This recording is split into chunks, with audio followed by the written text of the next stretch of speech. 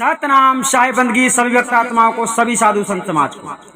वाणी रूप गाय का त्रिगुणात्मक विस्तार, बहुत गहरी सच्चाई है इस वाणी में, ठीक से समझना है।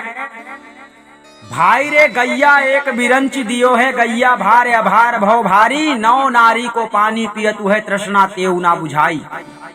कोठा 72 औलौ लावे, वज्र के वार लगाई, खूंटा गाड़ी दवर दृढ़ बांधे, तैयो तौर पर आई।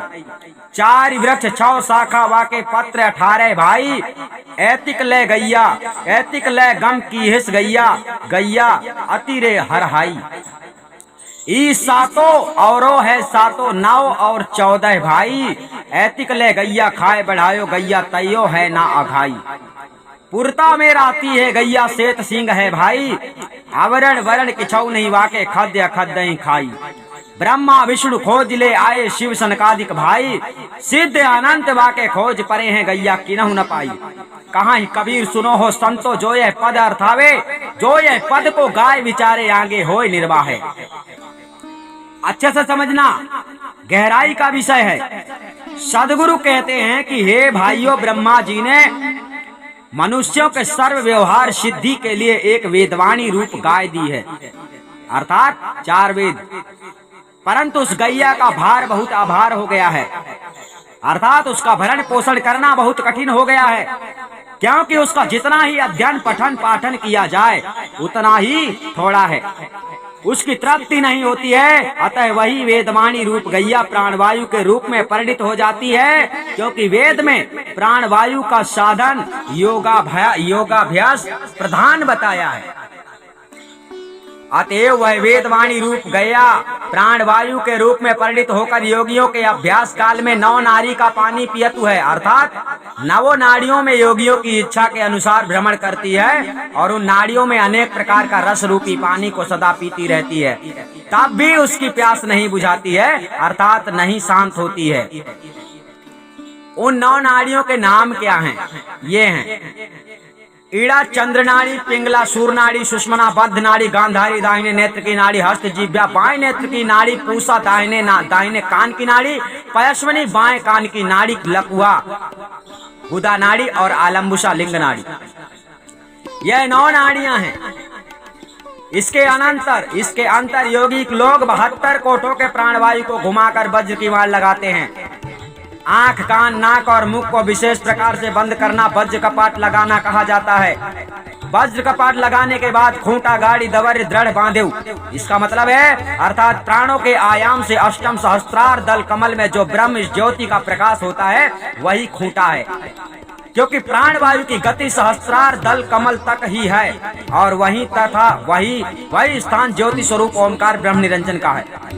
अतः यहीं तक योगियों की गति है। योगी लोग समाधि लगाकर उसी खूंटे से प्राणवायु रूप गैया को दृढ़ता पूर्वक बांध देते हैं, किंतु समाधि खुलने पर निरोध अर्थात प्राणों के आयाम से अष्टम सहस्त्रार दल कमल में जो ब्रह्म ज्योति का प्रकाश होता है वही खूंटा है, क्योंकि प्राणवायु की गति युक्त सहस्त्रार दल कमल तक ही है, और वही स्थान ज्योति स्वरूप ओमकार ब्रह्म निरंजन का है। अतः वहीं तक योगियों की गति है। योगी लोग योग समाधि लगाकर उसी खूंटे से प्राणवायु रूप अथवा मन की वृत्ति रूप गाय को दृढ़ता पूर्वक बांध देते हैं, किंतु समाधि खुलने पर निरोध रूप रस्सी को तोड़कर वह गाय भाग जाती है। भाव यह है कि बिना अपने आत्म स्वरूप का परिचय के केवल प्राणायाम योग द्वारा समाधि लगाकर योगी लोग मूर्छित सर्प की तरह समाधि काल में रहते हैं। ध्यान रखना, जितने योगी लोग हैं ध्यान कर रहे हैं परमात्मा को प्राप्त करने के लिए, किसी ने बता दिया है कि आप लोगों को शब्द सुनना है, ध्यान में धुन सुनना है, समझ लेना आप लोगों को योग रास्ता में चलाया जा रहा है। सदगुरु ने योग के खिलाफ ज्ञान दिया है, योग करने के लिए मना किया है। पश्चात समाधि खुलने पर उनकी सांसारिक भोग वासनाएं फिर जाग जाती है। अभुक्त वाणी रूप गाय प्रपंच बताते हैं। उसी वाणी रूप गाय से वर्णित ज्योति स्वरूप ओमकार ब्रह्म निरंजन को सिद्ध करने के लिए 4 वेद वृक्ष तथा 6 वेदांग एवं 6 शास्त्र और 18 पुराणों की रचना की गई। अतः इनके अध्ययन करने पर भी वह हरहट चंचल वृत्ति रूप गाय स्थिर नहीं हुई। इन सब को लेकर वह विद्वानों की मन की वृत्ति रूपी गाय खा गई। और भी उसने आगे पैर बढ़ाया परंतु तो भी नहीं अघाई। अतः वाणी रूप गाय बड़ी हरजाई है, क्योंकि वह जड़ प्रपंच रूप दूसरे के खेतों को सदैव खाया करती है। अतः वाणी जड़ माइक पदार्थों को ही विषय करती है, क्योंकि चेतन आत्म तत्व वेदादि वाणी से परे है। अतएव जिसको मन विषय करता है तो वाणी भी प्रायः उसी को विषय करती है। वह वाणी का प्रकार बताया। और भी कहते हैं कि 6 चक्र और 7वां सहस्त्रार, 5 तत्व महत तथा अहंकार, ये 7 आवरण हैं। ये सब वाणी के विषय हैं। और 9 व्याकरण तथा 14 विद्याएं, इन सब को वाणी रूप गाय ने खा डाला तो भी वह संतुष्ट नहीं हुई। भाव यह है कि ये सब वाणी मात्र है, परमार्थ तत्व तो इनसे पृथक है। अतः उसी को प्राप्त करना चाहिए, क्योंकि आत्म तथा परमात्मा को वेदाधिक वाणी विषय नहीं कर सकती है। अर्थात आत्मा परमात्मा के चेतन स्वरूप ज्ञान को किसी भी प्रकार की वाणी से समझ लेना, मान लेना असत्य है। सदगुरु कबीर साहब ने ऐसा नहीं बताया है। अब उक्त त्रिगुणात्मक रूप माया के कार्य गाय के रूप में वर्णन करते हैं। इस त्रिगुणात्मक माया रूपी गाय का पुरता यानी मध्य भाग अर्थात माया का कार्य मध्यम लोक रजोगुण प्रधान है, और इसके सिंह रूप स्वर्गादि लोक सत्व गुण प्रधान है, और इसके खुर स्थानीय नीचे के लोक तमोगुण प्रधान है।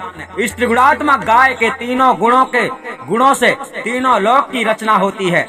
माया का स्वरूप ना वर्ण है ना अवर्ण है। वह माया खाद अशुभ कर्मी, अखाद शुभ कर्मी दोनों को खा लेती है। अर्थात शुभ कर्म और अशुभ कर्म दोनों ही माया की बेड़ी है।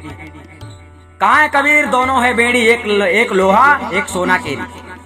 उक्त माया रूप गाय को ढूंढकर उसका स्वरूप जानने के लिए ब्रह्मा विष्णु और शिव सनकादि आदि लोगों ने बहुत प्रयत्न किया, परंतु खोज कर थक गए, वह नहीं मिली। अथवा ब्रह्मा विष्णु ने खोज करके उस वेद वाणी को संसार में लाकर प्रचार किया, और पुनः शिव तथा सनकादिक ने भी उस वेदवाणी में ब्रह्म की खोज की, और अनंतो सिद्ध साधक भी उसकी खोज में पड़े रहे, परंतु वह वेदवाणी द्वारा कथन किया हुआ ब्रह्म निरंजन किसी को भी नहीं मिला।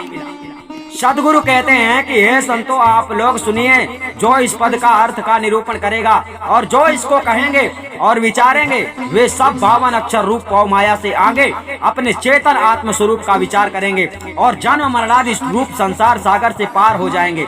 आगे सार शब्द पुरुष परमात्मा की प्राप्ति होकर उस परमानंद में स्थिति होगी। सदगुरु क्या कह रहे हैं यहाँ पर? आप लोगों को बता रहे हैं सार शब्द महाचेतन सतपुरुष परमात्मा की प्राप्ति आपको कब होगी? जब आपको भेदी सदगुरु की शरण मिलेगी, जब आपको सच्चा सदगुरु मिलेगा, जब आप इस ज्ञान को अच्छी तरह से समझोगे। ठीक है?